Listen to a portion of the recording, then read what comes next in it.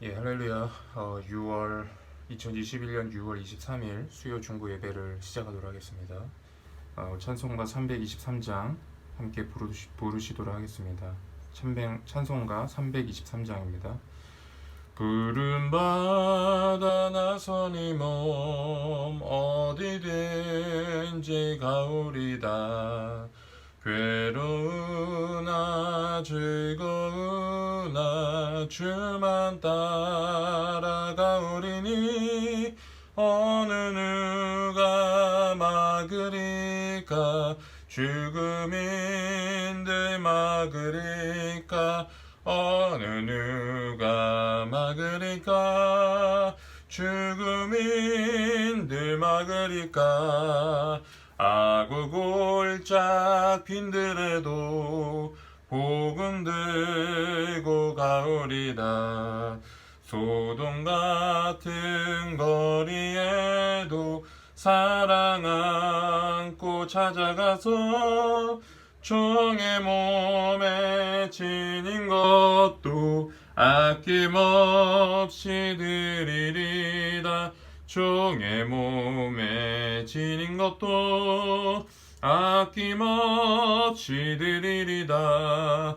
존귀 영광 모든 권세 주님 홀로 받으소서. 멸시천대 십자가는 제가 지고 가오리다. 이름 없이 빛도 없이 감사하며 섬기리다. 이름 없이 빛도 없이 감사하며 섬기리다. 아멘.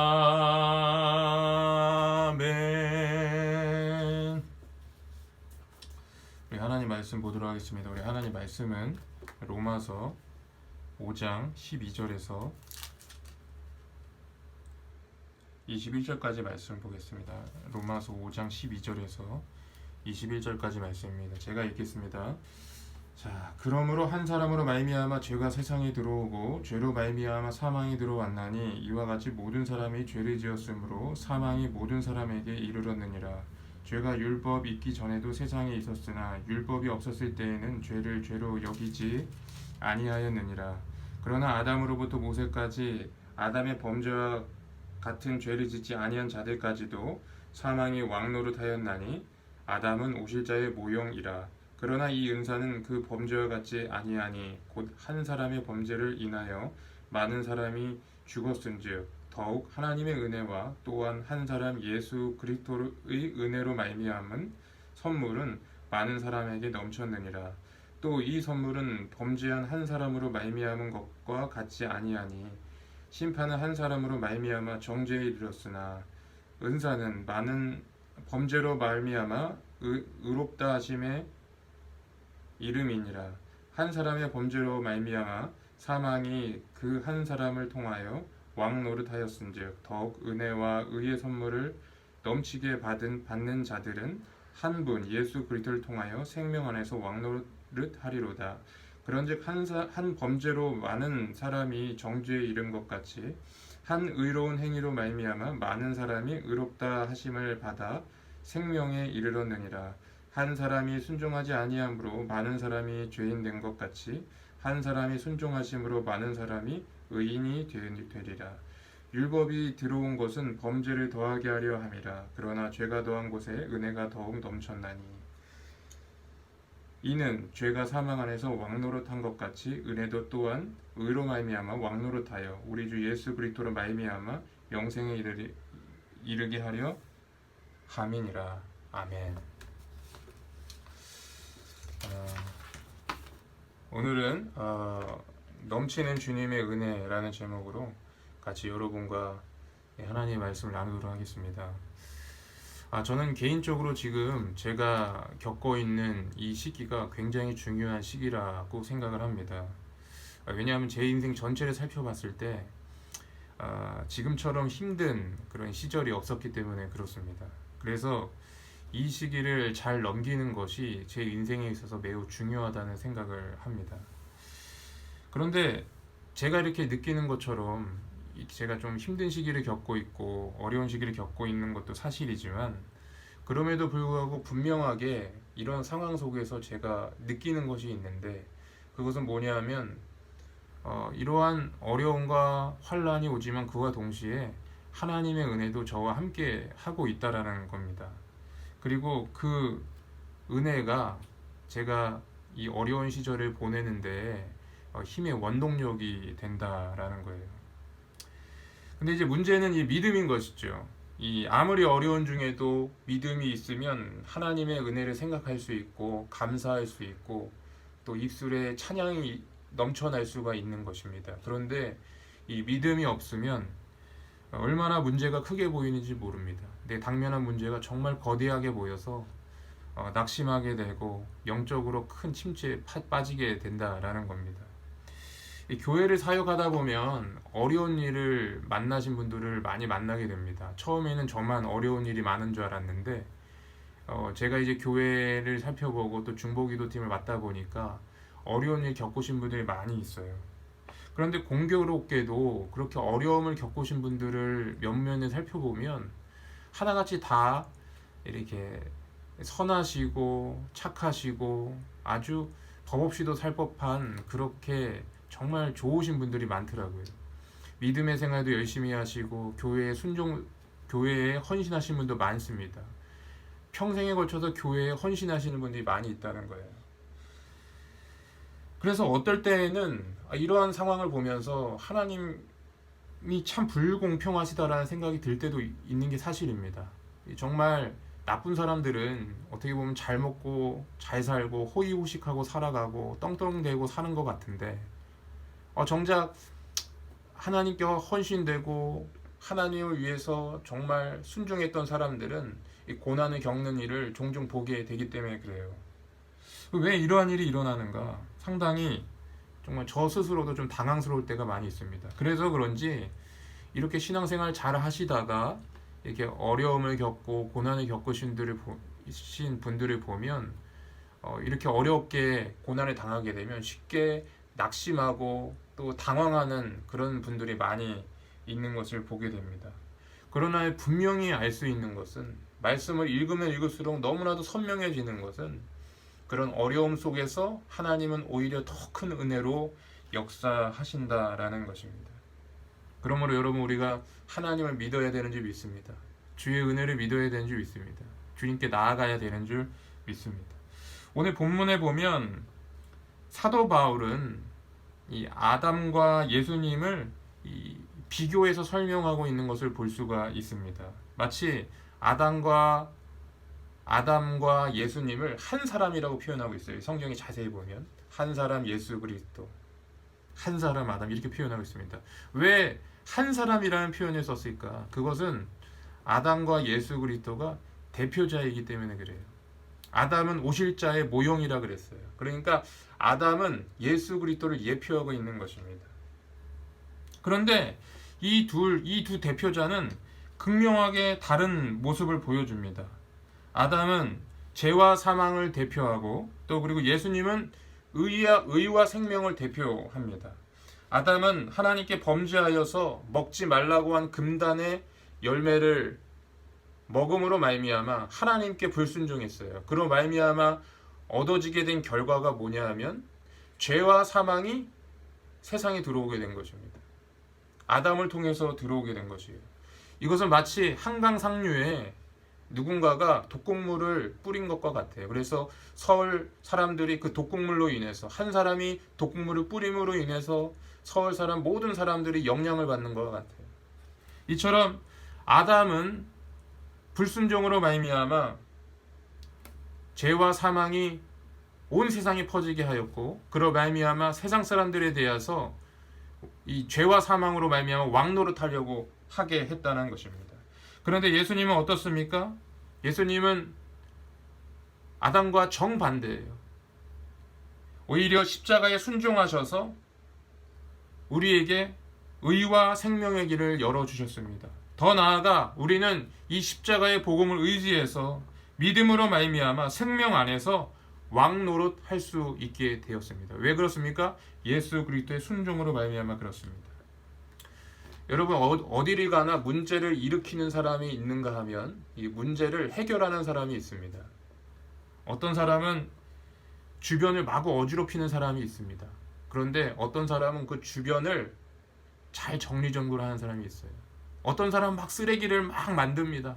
근데 어떤 사람은 그 쓰레기를 항상 잘 치우고 깨끗하게 합니다. 어떤 공동체에는 문제를 크게 만들고 지적하고 정지하는 사람이 있는가 하면 어떤 사람은 그 문제를 싸매어주고 치유하고 회복시키는 사람이 있습니다. 마찬가지로 예수님께서는 아담이 일으킨 문제를 예수님께서 십자가로 회복하신 겁니다. 이런 표현이 맞을지 모르겠지만 좀 재미난 표현이지만 아담이 쌓아놓은 똥을 예수님이 치우신 거예요. 아담이 쌓으신 똥을 예수님이 치우신 겁니다.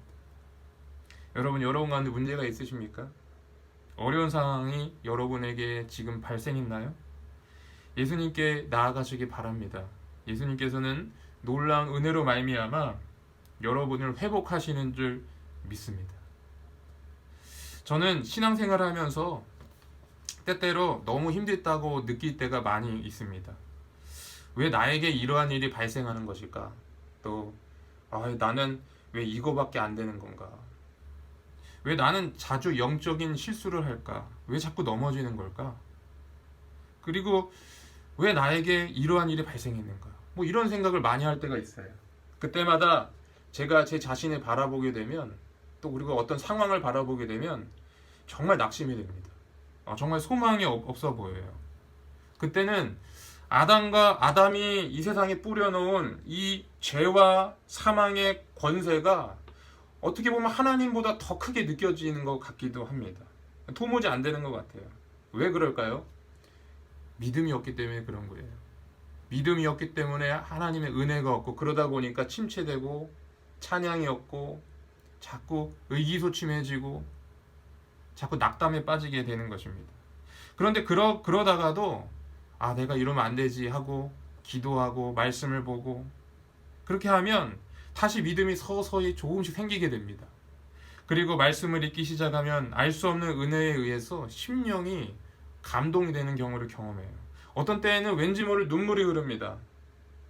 그때는 제가 겪고 있는 그 질병에 대한 걱정, 또 미래에 대한 걱정, 또 그리고 여러 가지 환경에서 오는 스트레스가 순간 사라지는 것을 경험하게 됩니다. 자신감이 생기니까 하나님을 믿으니까 모든 어려움을 극복할 수 있을 것만 같아요. 왜 이렇습니까? 왜 그렇습니까? 믿음이 생겼기 때문에 그래요. 그리고 그 믿음으로 말미암아 그 주님의 은혜가 넘쳐나고 있기 때문에 그런 것입니다. 오늘 말씀해 보면 하나님은 우리에게 은혜를 넘치게 주신다라고 말씀하고 있습니다. 15절에 보니까 그러나 이 은사는 그 범죄와 같지 아니야. 이 은사는 여기서 말한 이 은사는 예수님께서 십자가로 말미암은 그 은사예요. 근데 그 범죄와 같지 않다라는 것은 아담의 범죄입니다. 아담의 범죄로 말미암아 온 세상에 미친 그 죄와 사망의 권세를 말합니다. 근데 이 주님이 순종함으로 주신 이 은사는 그 아담이 죄로 말미암아 야기한 그 결과와는 전혀 다르다라는 겁니다. 그럼 뭡니까?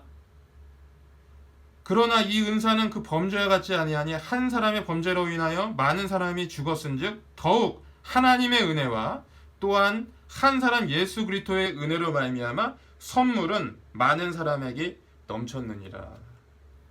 즉 주님의 은혜가 믿음 안에서 넘쳐 흐른다라는 것을 말씀하고 있는 것이죠. 여러분 믿음이 뭘까요?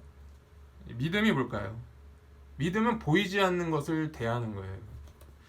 여러분 보여지는 것을 믿을 필요가 없어요. 그냥 보면 되고 또 만지면 되고 느끼면 되고 그리고 후각으로 맡으면 되고 귀로 들으면 됩니다. 오감으로 감지할 수가 있어요. 그런데 믿음은 아니에요. 믿음은 느낌이 아닙니다. 믿음은 느낌이나 감정을 초월하여서 하나님을 바라보는 것이에요. 하나님을 의지하는 것이에요. 하나님을 선택하는 것이에요. 그리고 이렇게 믿음을 갖는 사람은 하나님이 함께 하시는 것을 느끼고 확신하고 있기 때문에 담대할 수 있고 힘이 있을 수 있고 확신에 차 있을 수 있는 것이에요. 기도 소리가 다르고 찬양 소리가 다르고 얼굴 표정이 다르게 된다라는 것입니다. 어떤 목사님이 그 자기 아들하고 이게 놀이터에 갔다고 합니다. 그런데 그 아들이 평소에 그 아들을 괴롭히던 그 학년이 많이 높은 그 형들을 만난 거예요. 그래서 항상 그 괴롭힘을 당했던 거예요. 그런데 이 아버지 그날따라 그 놀이터에 가서 그 형들을 만났는데 전혀 준육이 되지 않는 거예요. 오히려 그 형들에 가서 막 때려주려고 그러더래요. 왜 이런 일이 있었을까요? 바로 그 뒤에 목사님 아빠가 있었기 때문에 그런 겁니다. 아빠가 함께 하니까 그 아이에게 용기가 생겼던 것이죠.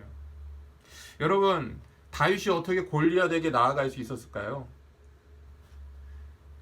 다윗이 어떻게 골리앗에 나갈 수 있었을까요? 저는 그 말씀을 보면서 정말 신기했어요. 야, 어떻게 이렇게 골리앗에 나갈 수 있었을까? 다윗은 그때까지만 해도 아주 잘 자란 어떤 성년이 아니었습니다. 그런데 반면에 골리앗은 정말 전쟁터에서 잔뼈가 굵은 아주 용사였어요.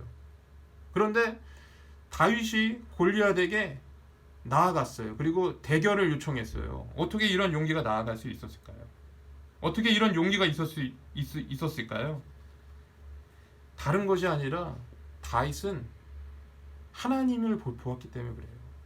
그 상황 가운데 역사하시는 하나님을 바라보고 믿었기 때문에 골리앗에게 나아갈 수 있었던 거예요. 그러니까 골리앗이 하나님과 비교해 보니까 작아 보이는 거예요. 자기와 비교하면 너무 크고 도무지 넘을 수 없는 그런 산처럼 보였겠지만 하나님을 보고 골리앗을 보니까 이거는 뭐 상대가 안 되는 거예요. 믿음의 눈으로 그 역사가 일어난 거예요.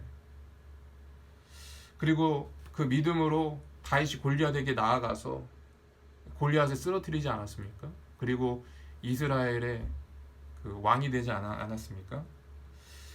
여러분, 우리는 이처럼 믿음을 가져야 합니다. 하나님이 여러분과 함께 하시는 것을 여러분 아셔야 한다는 거예요. 하나님은 저와 여러분이 주눅들기를 원치 않으십니다. 어느 부모가 자기 자녀가 주눅들어 다니는 것을 원하겠습니까? 하나님은 저와 여러분이 담대하길 원하세요. 어려운 환경이 와도, 상황이 어려워도, 정말 죽을 것 같은 어떤 그 위협이 와도 하나님을 보면 그 모든 상황을 이겨낼 수 있다라는 것입니다. 문제가 커 보이고 정말 어려운 상황 여러분이 닥쳤습니까? 하나님을 바라보시기 바랍니다. 그 놀라운 은혜가 여러분을 지키시고 도우실 것입니다. 여러분의 등 뒤에서 하나님이 힘이 되어 주실 것입니다. 이 믿음 안에서 넘치는 하나님의 은혜가 여러분을 인도한다는 것입니다. 바라기는 그와 같은 은혜가 저와 여러분 가운데 충만하시기를 주의 이름으로 축복합니다. 우리 기도하시겠습니다. 하나님 감사합니다. 오늘도 정말 믿음으로 주님을 바라보길 원합니다. 우리가 환경만을 보지 말게 하여 주시고 그 환경 너머에 있는 하나님을 보게 하여 주시옵소서. 항상 나의 등 뒤에서 나를 밀어주시고 인도하시는 주님을 의지하게 하여 주시옵소서. 느껴지는 것이나 보여지는 것이나 진행되어지는 환경만을 볼 것이 아니라 그 모든 상황을 역사하시고 주관하시는 하나님을 믿음의 눈으로 바라보고 의지하게 하여 주시옵소서. 그렇게 하실 주님을 찬양합니다. 지금 정말 질병으로 고통 중에 있는 많은 환우들이 있습니다. 주여 기억하여 주시고 정말 치료의 강선을 바라여 주셔서 그 환우분들의 마음을 어루만져 주시고 위로해 주시옵소서. 그래서 하나님 그 질병을 바라보지 아니하고 그 질병을 다루시는 하나님을 바라볼 때 그 정말 그 모든 질병이 떠나게 하여 주시고 주님의 은혜 안에서 치료되게 하여 주시옵소서. 그렇게 하시 주님을 찬양합니다. 감사드리며 예수님의 이름으로 기도하였습니다. 아멘. 설교를 예배를 다 마쳤습니다. 한 주간도 승리하고 하나님의 은혜가 넘치는 한 주가 되시길 주님 축복합니다. 감사합니다.